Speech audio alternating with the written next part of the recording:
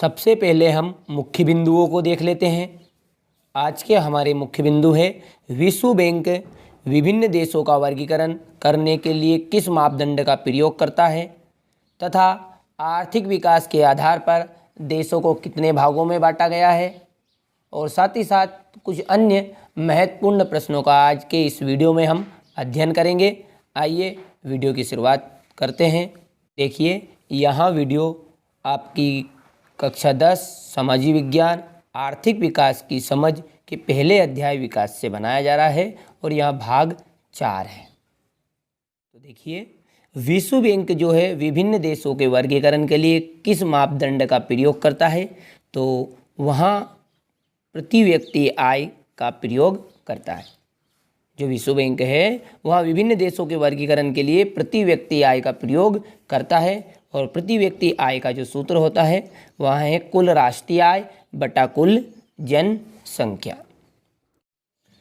अब देखिए, जो विश्व बैंक है यहाँ समय समय पर एक रिपोर्ट देता रहता है, जिसके कारण हम देशों को समझ पाते हैं कि कौन सा देश समृद्ध देश है, विकासशील देश है, विकसित देश है।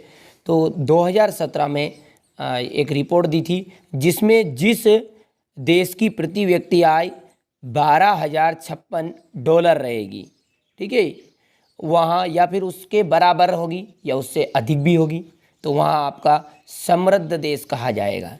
कौन सा देश समृद्ध कहा जाएगा? जिसकी प्रति व्यक्ति आय कितनी रहेगी? $12,056 या उससे अधिक। ये आपका 2017 के अनुसार है।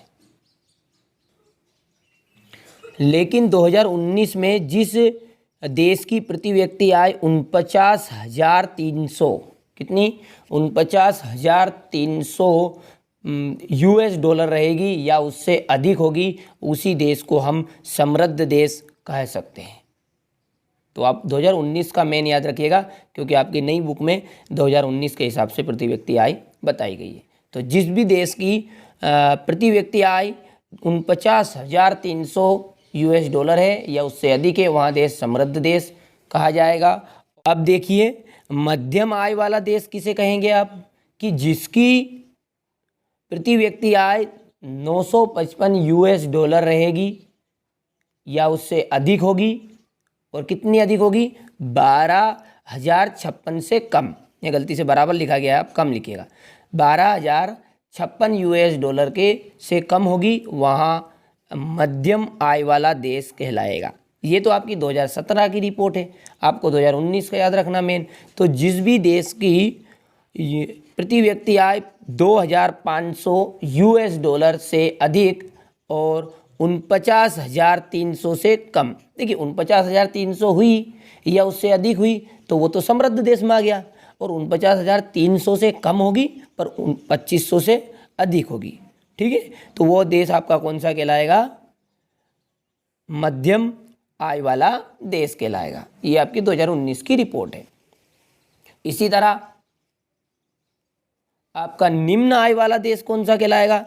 जिसकी प्रति व्यक्ति आय 2019 के हिसाब से 2,500 से कम होगी, वह देश आपका निम्न आय वाला देश कहलाएगा। और 2017 की रिपोर्ट में 955 $US से कम होना चाहिए, और आपको 2019 का ज़्यादा रखना है याद, ठीक है। तो 2019 में $US कितने है? 2,500। जिसकी भी प्रति व्यक्ति आय रहेगी उससे कम रहेगी 2,500 से, वहाँ आपका निम्न आय वाला देश कहलाएगा। अब देखिए, आर्थिक विकास के आधार पर देशों को कितने भागों में बांटा गया है। तो आर्थिक विकास के आधार पर देशों को 3 भागों में बांटा गया है। एक तो विकसित देश, विकासशील देश और अल्प विकासशील देश, या फिर इसका तीसरा नाम है एक नाम और है कि अल्प विकसित देश, ठीक है। अब इनको हम बारी बारी से एक एक को अच्छे से समझते हैं। अब देखिए, विकसित देश किन्हें कहते हैं? देखिए, जिन देशों की प्रति व्यक्ति आय और राष्ट्रीय आय अधिक होती है उन देशों को हम विकसित देश कहेंगे, तथा जिनका मानव विकास सूचकांक का जो स्तर है वहाँ तुलनात्मक रूप से भी अधिक होगा, उन देशों को हम विकसित देश कहते हैं। तो आप सिंपल डेफिनेशन इतनी भी लिख सकते हैं कि वे देश जिनकी प्रति व्यक्ति आय, राष्ट्रीय आय अधिक होती है, जहाँ पर शिक्षा, स्वास्थ्य संबंधी सेवाएं नागरिकों को अधिक मिलती है, उन देशों को विकसित देश कहा जाता है। जैसे आपका अमेरिका, ब्रिटेन, फ्रांस आदि। देखिए अब यहाँ पर आपका एक वर्ड आया है कि जहाँ मानव विकास का सूचकांक, तो सूचकांक क्या है? देखिए वस्तुओं के मूल्यों में होने वाली वृद्धि या फिर ह्रास। देखिए ह्रास मतलब कमी, तो या तो वस्तुओं की मूल्यों में वृद्धि होगी या कमी होगी, उसको बताने वाला जो आंकड़ा है उसे ही हम क्या कहते हैं? सूचकांक कहते हैं। ठीक है, तो आपका विकसित देश की समझ में आ गया होगा कि वहाँ देश जिसकी प्रति व्यक्ति आय, राष्ट्रीय आय अधिक होती है तथा साथ ही साथ नागरिकों को स्वास्थ्य सेवाएं, शिक्षा संबंधी सेवाएं अधिक से अधिक मिलती है, और जिस देश का विकास अधिक होता है वहाँ देश विकसित देश कहलाता है। ठीक है, इस तरह से भी आप लिख सकते हैं। और दूसरा है विकासशील देश। देखिए विकासशील यानी कंटिन्यू, तो जिस देश का विकास क्या है अभी कंटिन्यू चल रहा है, पूरी तरह विकसित नहीं हुआ है, वहाँ देश आपका विकासशील कहलाएगा। कैसा कि वहाँ देश जहाँ प्रति व्यक्ति आय और राष्ट्रीय आय जो है वह विकसित देश से कम होती है। यदि हम विकसित देश की तुलना में उसको मापेंगे तो उसकी जो प्रति व्यक्ति आय है और राष्ट्रीय आय है वहाँ क्या होगी? विकसित देश से कम होगी और वे विकासशील देश कहलाएंगे। जैसे आपका भारत है, पाकिस्तान है।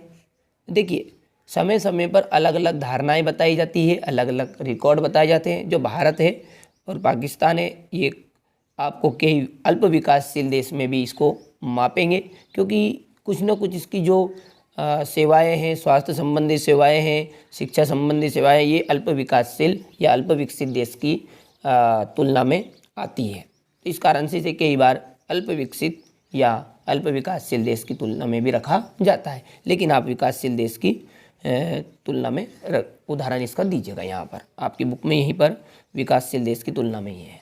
ठीक है, तो वहाँ देश जहाँ प्रति व्यक्ति आय, राष्ट्रीय आय विकसित देश की तुलना में कम होती है उसे विकासशील देश कहते हैं, जैसे भारत, पाकिस्तान।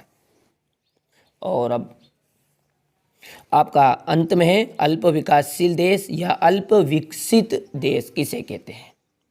ऐसे देश जिनकी प्रति व्यक्ति आय और राष्ट्रीय आय विकासशील देश की तुलना में भी कम होती है। देखिए विकासशील किने कहा था? जिनकी राष्ट्रीय आय और प्रति व्यक्ति आय विकसित देश की तुलना में कम थी, और जिसकी विकासशील देश की तुलना में भी कम हो। नाम तो लग रहा है अल्प विकासशील, यानी विकासशील की तुलना में भी कम रहेगा। तो ऐसे देश जिनकी प्रति व्यक्ति आय और राष्ट्रीय आय विकासशील देश की तुलना में भी कम होती है उन्हें या उसे अल्प विकासशील देश कहते हैं। उदाहरण के लिए केन्या, तंजानिया यह देश है, ये देश कौन सी श्रेणी में आते हैं? अल्प विकासशील या अल्प विकसित देश की श्रेणी में आते हैं। अब कुछ महत्वपूर्ण प्रश्न को हम देखेंगे, जैसा हमने पहले ही आपको मुख्य बिंदु में बताया था। तो उन तथ्यों की पर व्याख्या कीजिए जिन पर जीवन निर्भर होता है। तो प्रमुख रूप से जो जीवन स्तर है वह निम्न तथ्यों पर निर्भर करेगा। एक है धन और भौतिक वस्तुओं पर, सीखने के स्तर पर, एक सुरक्षित और निश्चित पर्यावरण पर। ठीक है, तीन चीज़ हो गई है, एक तो धन और भौतिक वस्तुओं पर, सीखने के स्तर पर, एक सुरक्षित और निश्चित पर्यावरण पर,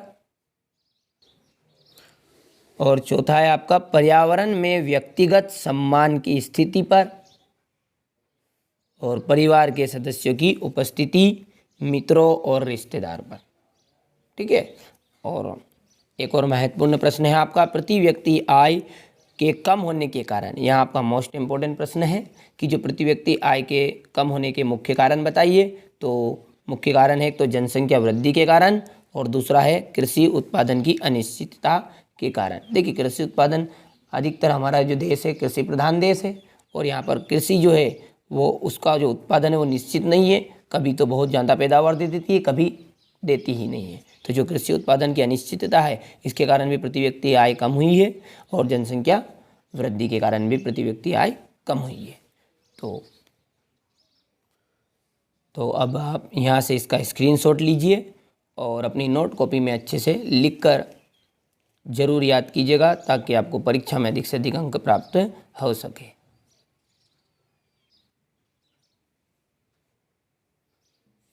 इसके बाद में यहाँ से आप इसका स्क्रीनशॉट लीजिएगा और अंत में यहाँ से फिर इसके बाद यहाँ विकसित देश से आप स्क्रीनशॉट लीजिए और विकसित देश के बाद में यहाँ अल्प विकासशील देश से और ये तथ्य लास्ट में 3 और अंत में यहाँ आपका प्रति व्यक्ति आय के कम होने के कारण।